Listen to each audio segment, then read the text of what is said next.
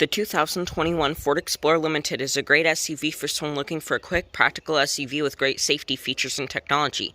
Today, let's see how this new Explorer stands up against the highly successful competition. It has LED headlights, LED DRLs, and since this is the Limited, it comes with fog lights. It says Explorer to signify which vehicle it is. These are P255/50 R20 all-season self-sealing tires with 20-inch hand-polished 10-spoke aluminum wheels. The exterior mirrors are heated, black, and have turn signals in them. At the back, you have a Limited badge, Explorer badge, Ford badge, and you have your LED tail lights. This is what the key looks like. To lock it, you just press that, the mirrors will fold in. Now the vehicle's unlocked. Of course, you can also unlock it from the key. Just like how it has that keyless entry, you can also punch in a code. So if you're going swimming or something, there's no really anywhere to put your keys, just type in your code and it'll lock the door and unlock the door for you.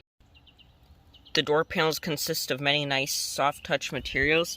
It has a 12-speaker Bang & Olufsen sound system, memory seating, automatic power windows, mirror adjustments, and door storage below. It has a power tilt and telescoping steering column, electric power assisted rack and pinion steering. You have controls for the volume, voice controls, phone controls, and other various controls to interact with the screens. You have nice wood finish here. Of course, it's push button start, which we'll get to in a minute. Below the infotainment system screen, you have a little bit of storage. You have your hazard button, your park assist button, and your camera view. You have your volume button and your tuning button. This vehicle does have heated and cooled seats for the driver and passenger, along with a heated steering wheel. You have your climate controls coming down.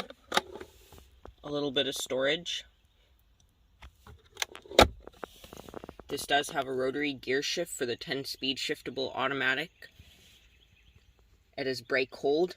Basically all you do, you press that button when you're at a stoplight or something, and then as soon as you press the gas, it'll come off. Has an automatic parking brake. This button is to control your different drive modes, cycle through the drive modes, and I like to have this off because when you're at a stoplight, it'll basically cut the engine off. Some people like it, I personally don't. You have a wireless charger right there. Center console storage, 12 volt. You have a little tray if you want to set pen, coins, maybe a little phone, something like that. Center console lid. It is leather wrapped. It's pretty soft. It may be a little hard to see during the day, but there is ambient lighting, and you can control that ambient lighting through the infotainment system screen. Stepping into the rear seats, you have your same nice materials. There's a shade from the sun, nice padded armrest, and your window. This specific Explorer has captain's chairs. You can't sit 3 people, however, there is easier access to the third row. We'll talk about the third row in a minute. Here are your various climate controls. This is a tri-zone climate control system. A lot of cars are dual zone. This one is tri-zone. You can control your different fan speeds, 2-stage heated seats. Here you have a 110 volt. And in here, have a USB port and a little USB-C port. There's 2 cup holders, more storage, places that you could probably set your phone or other little various items. Next to the very nice panoramic sunroof, you have lights, mask hook, air vents, and I will say the room is pretty good. Of course, it's not as good as an Expedition, but it's very reasonable. Same with headroom, of course. This is a pretty big SUV. When you have all the seats in place, you have a cargo capacity of 18.2 cubic feet. However, you have a maximum cargo capacity of 87.8 feet. You could definitely fit a good amount of stuff here.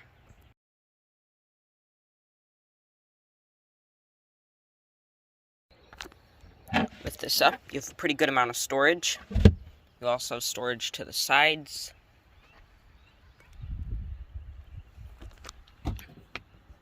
You have your 12-volt outlet.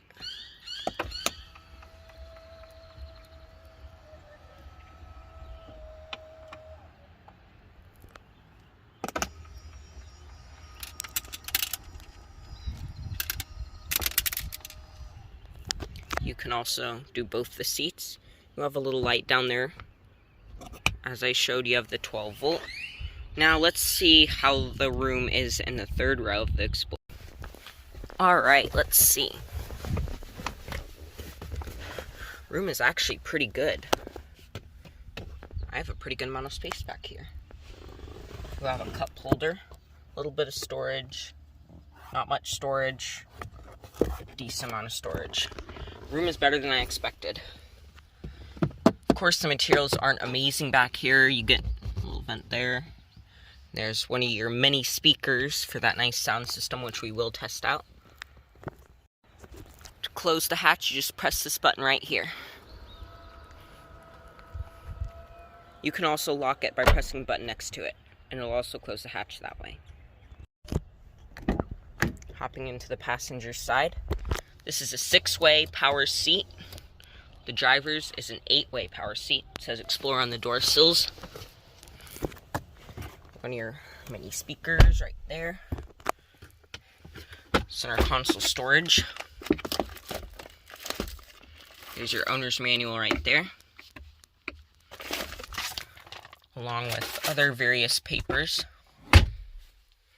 And I showed you what the center console's like. You have that wood trim. Now, before I go over the infotainment system and start it up, let's look at the specs. So, this vehicle has a 2.3-liter turbocharged 4-cylinder engine.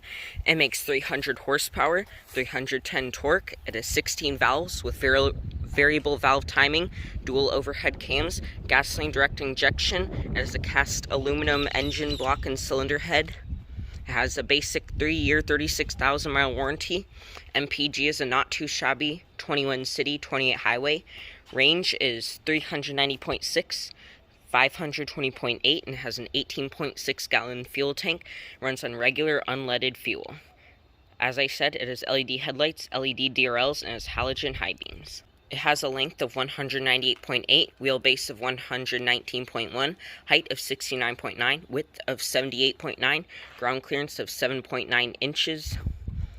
It has an angle of approach of 20.1, angle of departure of 22 degrees. Maximum towing capacity is 5,300 pounds, and it takes 5 W-50 oil type. The overall passenger volume of this Explorer is 152.7.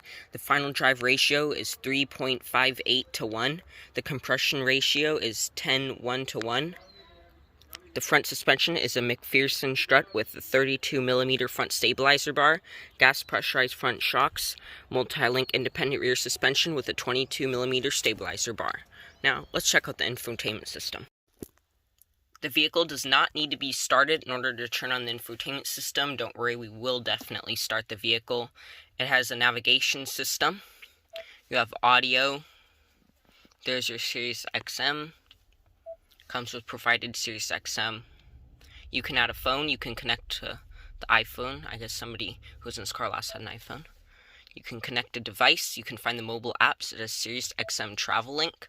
I like this. Traffic list, fuel prices. If you want to go look at a movie, you can. It may take several minutes, so we're not going to do that, but you can go do something like that and watch a movie. Sound, you can adjust your sound if you want more treble, mid-range, or bass. Sound mode, surround. It's probably the best setting. It has Sirius XM. You can adjust your clock settings. I like that it's easy to adjust the clock because that may be something that you'll want to do if you're going through different time zones. You have your mobile apps. This vehicle does have Apple CarPlay. It is Wi-Fi. You can see the Wi-Fi right here. 911 assist display. Voice control has valet mode because, you know, sometimes there's places that require you to use a valet, unfortunately. Navigation. And then this is your main screen. You can also do a direct tune.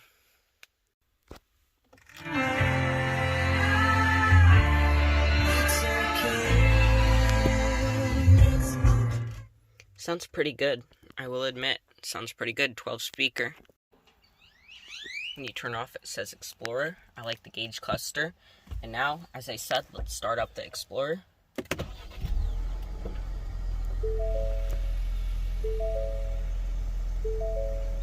We'll let the engine warm up a little bit before we give it some revs.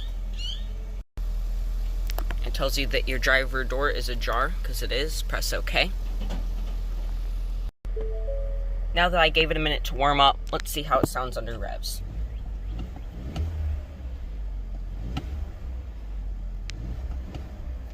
Not bad. Let's turn it off.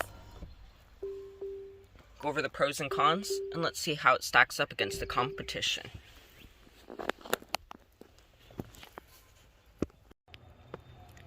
Pros and cons. The pros are styling, practicality, good value, the customizability, technology, safety, that the base model is pretty advanced. You can get the sporty ST model, and I don't really have many cons. I guess if you can't really afford it, it is a little expensive. This one starts at about $45,000, which is getting up there, but of course, this one's a limited, so it's a higher trim. It's not the highest trim, but it's a higher trim. Against the competition, the Explorer versus the Pilot, the Explorer is faster than the Pilot, it has better tech, and it has better off-road capability. And against the Highlander, the Explorer has a roomier third row, more cargo capacity, and the Explorer is faster. Anyways, that's about all for this video. Thank you for watching, and I'll catch you next time.